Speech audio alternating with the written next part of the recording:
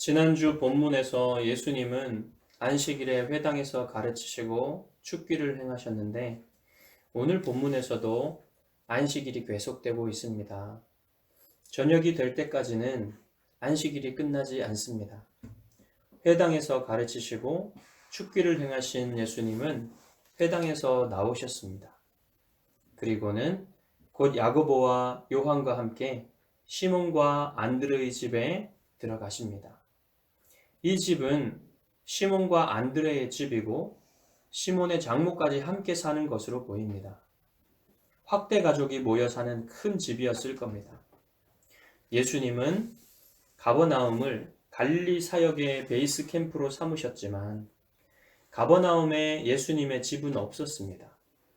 그래서 예수님은 가버나움에 계실 때 시몬과 안드레의 집에서 지내셨습니다.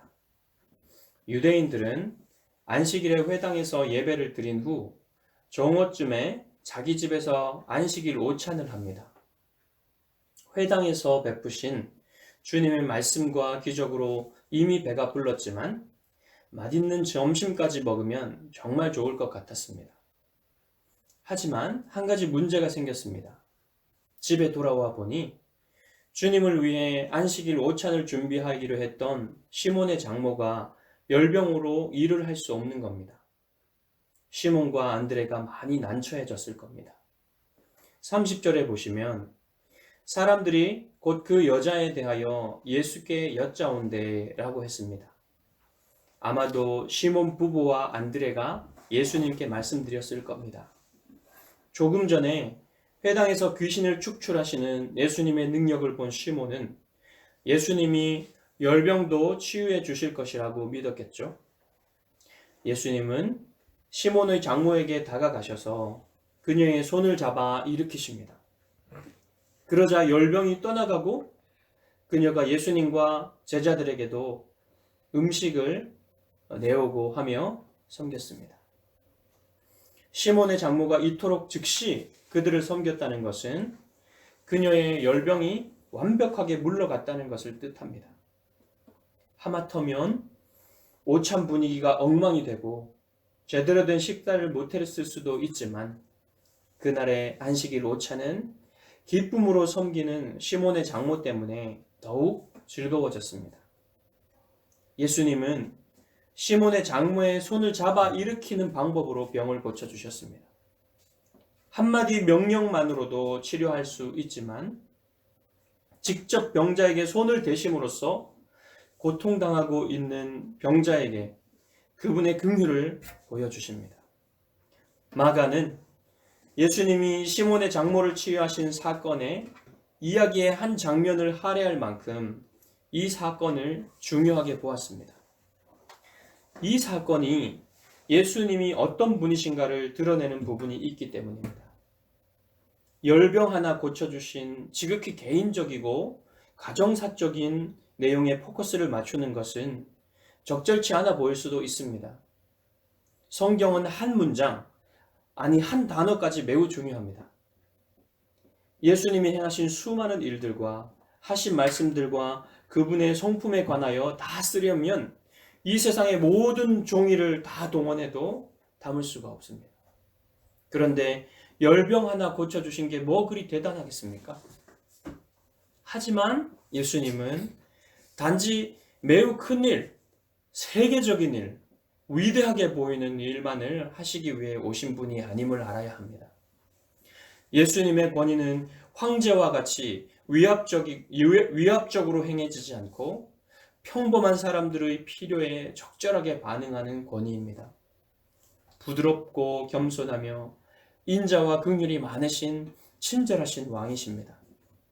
예수님의 권위는 초자연적인 세계를 한마디 명령으로 제어하는 광대한 스케일을 가진 것이지만 한편으로는 사람들이 가지고 오는 작은 필요에도 귀 기울이시고 들어주시는 따뜻한 권위입니다. 여러분이 기도할 때 아무리 작은 필요라도 예수님이 들어주실 것을 기대할 수 있습니다. 우리 주님은 대제국의 황제처럼 군림하는 무서운 권위자가 아닙니다. 자녀의 작은 신음에도 귀 기울이시고 자녀가 드리는 기도가 아무리 사소한 것일지라도 기쁘게 들어주시는 분이십니다. 아이들에게 필요한 것은 그렇게 큰 것이 아닙니다. 부모님의 따뜻한 관심과 칭찬하고 사랑한다는 말 한마디면 커다란 장난감이 없어도 좋습니다. 때로 영적으로 어린 신자들의 기도는 유치해 보일 수도 있지만 주님은 그런 기도도 기뻐하십니다. 중요한 것은 기도를 통해서 예수님을 알아간다는 것입니다. 예수님이 이런 기도까지 들어주시는 분이시구나. 예수님은 내 작은 바램도 알고 계시는구나. 그렇게 예수님을 알아가는 겁니다. 제가 고등학교 1학년 때 기숙사 생활을 했습니다. 기숙사는 거리순, 성적순으로 들어갈 수 있기 때문에 함부로 나오면 안 됩니다. 그런데 1학년 2학기 때부터 저는 자진해서 기숙사를 나와 자취를 했습니다. 고향 교회의 전도사님이 중고등부 회장과 유초등부 교사와 성가대에서 섬길 것을 권면하셔서 순종하려고 기숙사를 나오게 되었습니다. 고향 친구와 함께 방 하나를 얻어서 자취를 했습니다. 그때 매일 기도할 수 있도록 교회 가까운 곳으로 인도해 달라고 기도했습니다. 그런데 정말 놀랍게도 교회 바로 뒷집에 자취방을 얻게 되었습니다. 작은 일이지만 제 기억에 오래도록 남아있는 일입니다. 하나님이 이런 작은 일에도 응답하시는 분이시라는 걸 알게 된 일입니다. 주님과 함께하는 즐거운 안식일 점심 식사가 끝나고 시몬과 안드레의 대가족과 야고보와 요한은 진정한 안식을 누렸을 것입니다. 안식일의 주인이시고 완전한 안식을 주시기 위해 오신 주님과 함께하는 안식일은 얼마나 좋았을까요? 웃음과 자유와 노래와 기쁨과 평안이 가득한 오후였을 겁니다. 이것을 한마디로 하면 샬롬입니다. 그 안식일 오후에 시몬의 집에는 샬롬으로 가득했습니다. 우리의 주일도 이렇게 샬롬이 가득한 진정한 안식이 있는 주일이기 바랍니다. 분주하게 많은 일들을 해야 하는 주일이 아닌 모든 세대가 함께 예배를 드리고 예배를 드린 후에는 모두가 편안히 성도의 교제를 나눌 수 있는 우리 교회가 되길 바랍니다. 그러려면 주일에 많은 사역이 있어서는 안 됩니다. 될 수 있으면 주일 학교도 주일에 하지 않길 바랍니다. 주일은 예배 가운데서 안식을 누리며 예배 후에도 안식을 누리는 날이 되기를 바랍니다. 그렇게 주님과 함께하는 안식일 오후가 지나고 땅거미가 깔립니다. 해가 넘어간다는 건 안식일이 끝나가고 있다는 말입니다. 그런데 시몬의 집 안과는 달리 바깥에는 안식일이지만 안식을 누리지 못하는 수많은 사람들이 안식일이 끝나가기만을 기다리고 있었습니다. 당시 랍비들은 안식일에 생명의 위협을 주는 병이 아닌 경우에는 병 고치는 일을 하면 안 된다고 가르쳤습니다. 그래서 해지기 전에는 병자들을 운반하여 예수님께로 나올 수가 없었습니다. 병자들을 운반하는 것도 일이라고 본 것이죠. 그리고 예수님도 유대인의 전통에 따라 안식일 법을 준수하려면 안식일에 치유를 행할 수가 없었습니다. 시몬의 장모를 치유할 때는 아무도 지적할 사람이 없었지만 집 밖에는 지적하거나 대적하는 사람이 있었습니다. 물론 예수님은 안식일에 병 고치는 것에 대해서 아무런 어려움을 갖고 계시지 않지만 예수님은 아직 적극적으로 나서서 논쟁을 일으킬 만한 일을 하실 의도가 없었습니다. 이제 석양이 완전히 떨어진 후 어둠이 깔리자 안식일의 제한에서 풀려난 사람들이 병자들과 귀신 들린 자들을 데리고 예수님께 나왔습니다. 33절에는 마가가 과장을 섞어서 온 동네 사람들이 모두 시몬의 집 앞에 모였다고 합니다. 그만큼 회당에서 있었던 일은 예수님을 대단한 치유자로 소문이 나게 만들었습니다. 몇 시간도 지나지 않아서 가버나움에는 예수님에 대한 소문이 퍼졌고 수많은 사람들이 시몬의 집으로 몰려들었던 겁니다. 다음 날까지도 기다릴 수 없었던 사람들은 안식일이 끝나자마자 어둠을 뚫고 예수님을 찾아왔습니다. 데려오니에 해당하는 헬라어 동사는 사람들이 계속해서 병자들과 귀신 들린 사람들을 데려오고 또 데려오고 있다는 걸 표현하는 미완료 동사입니다. 계속해서 오는 병자들과 귀신 들린 자들을 자유케 해주시기 위해서 예수님은 밤 늦게까지 일하셨을 것입니다.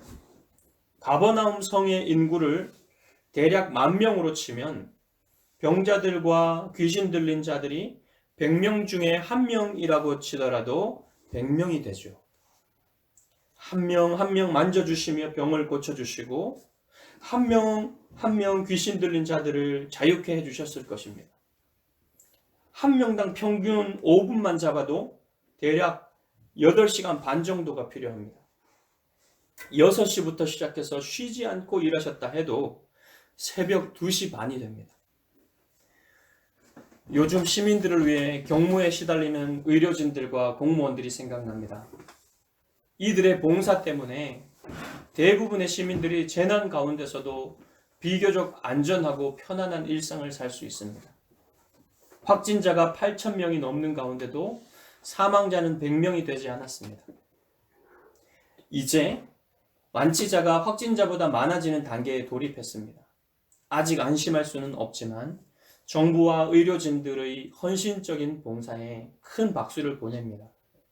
그리고 대부분의 시민들도 잘 협조해 주어서 위기를 잘 넘기고 있습니다. 경제적으로 큰 피해를 입고 있는 분들이 이 위기를 잘 넘길 수 있기를 바랍니다. 다시 예수님께 우리의 관심을 집중해 봅시다. 복음서를 읽을 때 많은 분들이 오해하는 것이 하나 있습니다. 예수님이 하나님이시기 때문에 별로 피곤하시지 않을 거라고 생각하는 겁니다. 하지만 예수님은 우리와 똑같이 연약한 몸을 가지고 사셨습니다. 부활하시기 전까지는 우리와 똑같이 오래 일하면 피곤하고 자지 않으면 견디기 힘든 몸을 가지고 계셨습니다. 요한복음 4장 6절에 보시면 예수님이 매우 피곤하신 모습을 볼 수 있습니다. 거기 또 야곱의 우물이 있더라. 예수께서 길 가시다가 피곤하여 우물 곁에 그대로 앉으시니 때가 6시쯤 되었더라.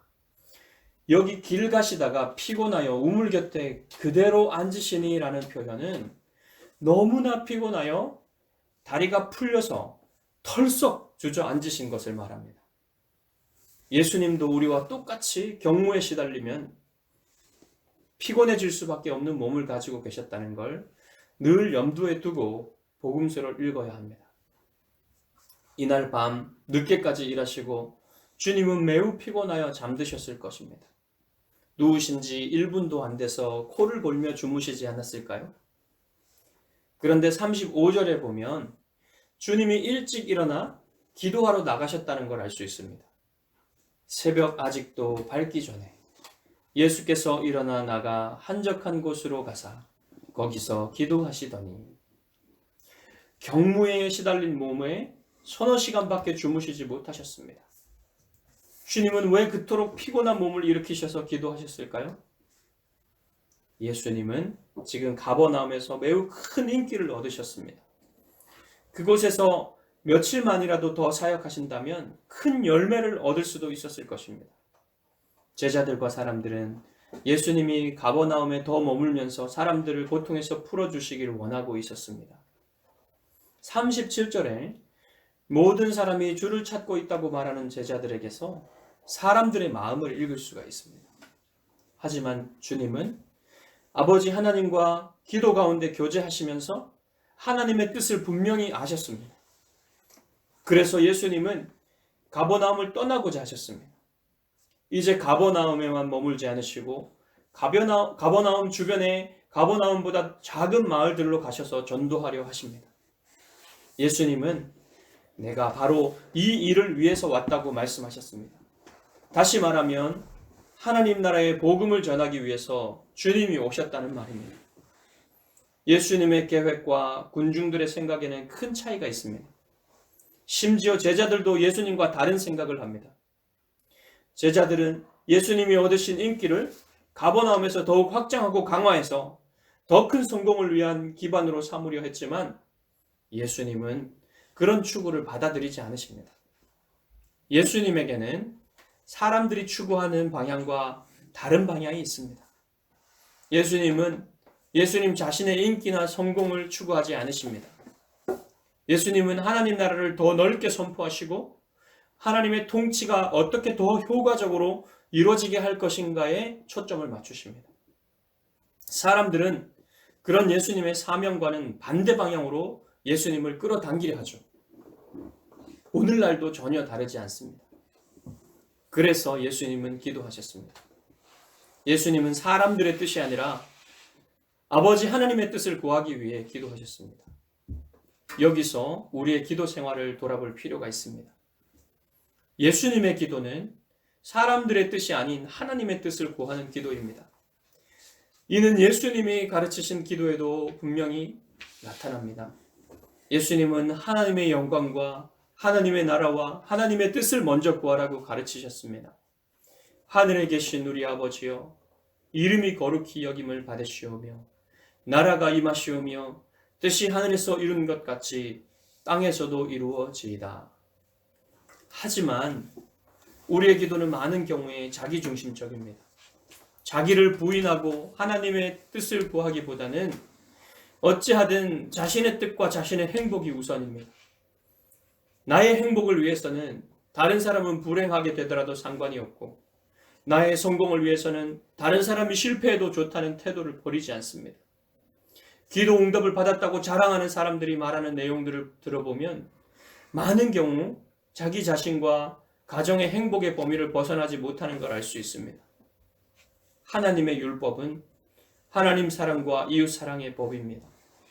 누구나 자기 자신의 행복을 추구하지만 하나님의 자녀는 하나님의 영광과 이웃의 행복을 추구하는 사람입니다. 이것은 우리가 어떻게 기도해야 하는지를 말해줍니다. 우리 기도는 하나님과 이웃을 향해야 합니다. 나를 위한 하나님이 아닌 하나님을 위한 내가 되기 위해 기도해야 합니다. 우리의 가장 가까운 이웃은 교회의 지체들입니다. 그리고 교회 밖에 있는 사람들도 우리의 이웃입니다. 먼저 지체들을 위해 기도해야 하지만 교회 밖에 있는 이웃들을 위해서도 기도해야 합니다. 이런 기도가 드려질 때 하나님께서 우리를 통해 하나님 나라의 영광을 드러내십니다.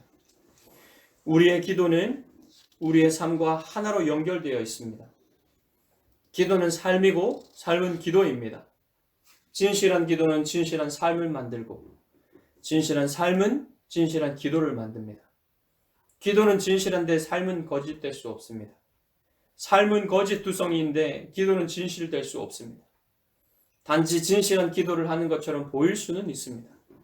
하지만 진실한 삶의 열매를 맺지는 못합니다.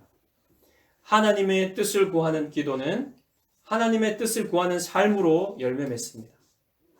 사랑하는 예수 기쁨 교회 성도 여러분, 여러분 자신만의 행복과 성공을 위해 타협하려 할 때가 기도가 절실히 필요한 때입니다. 그때 주님이 하셨던 것처럼 사람들과 대화하지 말고 사람들의 방해를 받지 않는 시간과 장소를 택하여 하나님의 뜻을 구하는 기도를 드리십시오. 여러분 자신의 뜻이 이루어지기를 구하지 말고 하나님의 뜻이 무엇인지 구하십시오. 하나님은 여러분이 그렇게 기도하는 것 자체를 기뻐하십니다. 그리고 하나님은 여러분에게 분명히 하나님의 뜻을 알려주실 것입니다. 하나님의 뜻을 알고 하나님의 길로 걸어가는 사람은 힘들고 고통스러울지언정 불행하지는 않습니다. 왜냐하면 하나님과 동행하기 때문입니다. 하나님과 동행하는 사람의 행복은 하나님 없이 성공하는 사람의 행복과 결이 다릅니다. 하나님과 동행하는 사람의 행복은 누구도 빼앗아갈 수 없는 것이지만 하나님 없이 성공하는 사람의 행복은 언제든 속히 빼앗길 수 있는 행복입니다. 하나님과 함께 걷는 사람은 가장 좋은 아버지를 가진 사람이며 가장 좋은 친구를 가진 사람이며 가장 든든한 보호자를 가진 사람입니다. 그러므로 언제나 하나님 자신을 구하십시오. 하나님과 멀어지는 어떤 성공도 추구하지 마십시오. 그건 성공이 아니라 영적인 죽음과 가까워지는 길입니다. 하나님과 멀어지는 길은 어떤 것도 가까이 하지 마십시오. 많은 돈이 여러분을 하나님에게서 멀어지게 한다면 과감히 거절하십시오. 어떤 아름다운 사람이 여러분을 하나님과 멀어지는 길로 가자고 유혹한다면 지금 당장 그 사람을 피하십시오. 어떤 즐거움이 하나님을 즐거워하는 여러분의 마음을 흔들어 놓는다면 그 즐거움은 달콤한 유혹일 뿐입니다. 반드시 여러분에게 쓰라린 아픔을 가져다 줄 것입니다. 속히 그 즐거움에 대한 욕구를 차단하십시오. 대신 하나님을 즐거워할 수 있는 길을 찾으십시오. 하나님과 가까워지는 길을 찾으십시오. 또한 자신의 행복이 이웃의 행복을 짓밟게 될 것이 예상된다면 그건 하나님의 뜻이 아닙니다. 여러분, 우리는 뼛속까지 타락한 인간입니다. 자기를 부인하지 않으면 주님을 따를 수 없습니다. 사랑하는 성도 여러분, 하나님을 찾고 하나님을 가까이 하고 하나님과 함께 걷는 것이 여러분에게 가장 큰 행복을 가져다 줄 것을 굳건하게 믿으십시오. 예수님이 경무에 시달린 다음 날 새벽에 무거운 몸을 일으킬 수 있었던 이유는 아버지 하나님과 교제하는 즐거움이 얼마나 크고 달콤하며 좋은 건지 아셨기 때문입니다. 여러분, 기도할 때 이것저것 육신을 위한 필요를 아려는 것으로 끝내지 말고 하나님과의 교제를 더욱 친밀히 할 수 있도록 기도하는 데까지 나아가십시오. 자신이 필요한 것만 딱 아뢰고 일어나는 것도 기도하지 않는 것보다는 낫지만 기도할 때 하나님의 뜻을 구하고 하나님과 교제하는 즐거움을 누리는 것이 가장 좋은 것입니다. 예수님은 가버나움을 떠나 주변의 더 작은 마을들로 가셨습니다. 예수님이 가셔서 전도하는 곳마다 귀신들이 쫓겨났습니다. 이는 하나님의 나라가 이미 이 땅에 임했고 하나님의 통치가 이루어지는 것을 보여줍니다. 지금 예수님은 교회를 위해 교회를 통해 하나님 나라의 복음을 선포하시고 사람들을 구원하시며 하나님 나라의 완성을 위해 일하고 계십니다.